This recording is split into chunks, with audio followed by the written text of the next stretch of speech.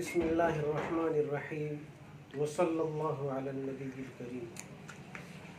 करो मेहरबानी तुम अहले ज़मीं पर, खुदा मेहरबान होगा अर्शे बरी पर। दोस्तों, इस वक्त कोरोना वायरस की वजह से मुल्क हिंदुस्तान में लॉकडाउन नाफिज है और इसी दौरान में ईद उल फित्र भी आना चाह रही है। ईद उल फित्र मुसलमानों की सबसे बड़ी खुशी का दिन है, जिस दिन को यौमुल जाइज़ा कहा जाता है। यानी ये वो दिन है जिसमें अल्लाह तबारक व तआला अपने बंदों को बदला अता करता है। अल्लाह तबारक व तआला अपने ख़ास बंदों को ख़ास तोहफ़ा इनायत करता है, जिस दिन के लिए मुसलमान इंतज़ार करता रहता है कि ये दिन आ जाए, और वो दिन आ रहा है जिसकी तैयारी में मुसलमान महीनों मसरूफ़ रहता है।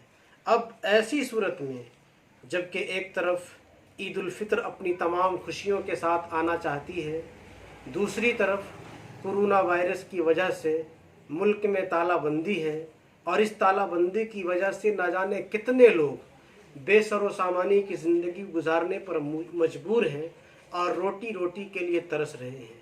और तीसरी तरफ गोदी मीडिया और फ़िरका परस्त ताकतों ने पूरा प्लान और पूरा मंसूबा तैयार करके रखा हुआ है कि जैसे ही मुसलमान ईद की मार्केटिंग के लिए, ईद की शॉपिंग के लिए बाज़ारों में, दुकानों में निकलेंगे, फिर से एक बार मुसलमानों के सर पर कोरोना वायरस का ठेकरा फोड़ दिया जाएगा और उन्हीं को इस वायरस का ज़िम्मेदार करार दिया जाएगा। ऐसी सूरत में हम ईद कैसे मनाएं? ये एक बड़ा मसला है जिसके सिलसिले में हमारे बड़े अकाबिरीन उलमाए कराम की राय ये है, और ये राय हमारे लिए नहायत ही मुनासिब है। वो राय ये है कि हमने अब तक इस तालाबंदी या लॉकडाउन की जितनी पाबंदी की है और जितना इसका पासो लिहाज किया है और जितनी कुर्बानियाँ हमने दी है, शायद दूसरी कौमों ने कम ही दिया होगा।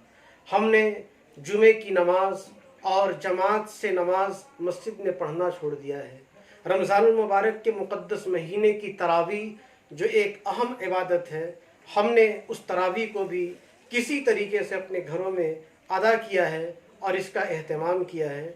ऐसी सूरत में इतनी कुर्बानियाँ हमने दी हैं, अब अगर हम ईद की तैयारी के लिए घरों से निकले और हमने सड़कों को आबाद किया, दुकानों में भीड़ हमने लगाई, बाज़ारों को आबाद किया, तो फिर से मीडिया को और फ़िरका परस्त ताकतों को मौका मिलेगा और वो हमारी तमाम कुर्बानियों को नज़रअंदाज करके हमारे ऊपर ये इल्ज़ाम लगा देंगी कि ये वो लोग हैं जिन लोगों ने अपनी ईद की तो फ़िक्र की लेकिन मुल्क की फ़िक्र नहीं की, ईद का ख्याल किया लेकिन मुल्क की तबाही और बर्बादी के बारे में मुसलमानों ने नहीं सोचा। और फिर से हिंदुस्तान में बसने वाले इंसानों के दिलों में मुसलमानों के सिलसिले में नफ़रत पैदा की जाएगी और मुसलमानों से लोगों को अलग करने की कोशिश की जाएगी। ऐसी सूरत में हमारे लिए मुनासिब ये है कि हम ईद अपने पुराने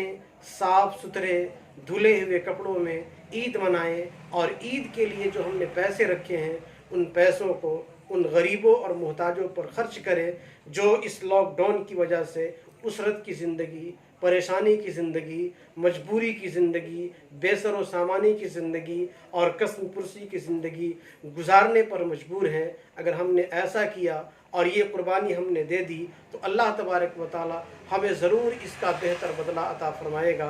अल्लाह तबारक व तआला हम तमाम लोगों को ईद सादगी से मनाने की तौफ़ीक दे दे और हमें लोगों की तमाम प्लानिंग जो हमारे ख़िलाफ़ है उससे हम तमाम लोगों को बचा लें। वमा तौफ़ीक़ी इल्ला बिल्लाह।